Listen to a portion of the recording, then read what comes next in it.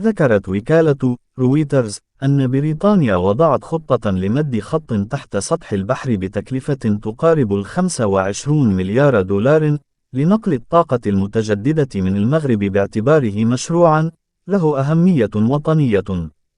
وترغب شركة إكس لينكس التي يرأسها ديف لويس الرئيس التنفيذي السابق لشركة تيسكو في مد كابلات بحرية طولها 3800 كيلومتر لنقل إمدادات الطاقة الشمسية وطاقة الرياح إلى 7 ملايين منزل بريطاني بحلول 2030.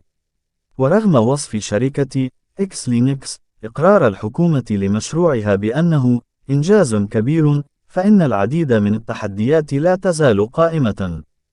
بالإضافة إلى الحاجة لمد أطول كابل بحر في العالم للتيار المستمر عالي الجهد، فإن الشركة تحتاج إلى الحصول على مزيد من التمويل والاتفاق على عقود تسعير طويلة الأجل، ونيل الإذن للمرور عبر المياه الإقليمية الإسبانية والفرنسية.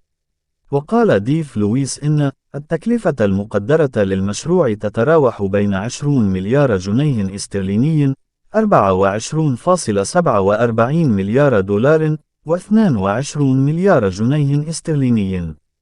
كما أوضحت شركة إكس لينكس أن المشروع سيوفر نحو 10,000 وظيفة في المغرب، منها 2000 ستصبح دائمة، كما أنه يتسق مع استراتيجية البلاد لتصدير الطاقة. وقالت وزيرة أمن الطاقة وخفض الانبعاثات إلى الصفر في بريطانيا كلير كوتينيو في بيان إن المشروع يحظى بأهمية وطنية لقدرته على مساعدة البلاد على التخلص من الوقود الأحفوري. أضاف البيان أن المشروع المقترح يمكن أن يلعب دورا مهما في تمكين نظام الطاقة الذي يفي بالتزام المملكة المتحدة بالحد من انبعاثات الكربون وأهداف الحكومة المتمثلة في توفير إمدادات طاقة آمنة ويعول عليها وبأسعار معقولة للمستهلكين.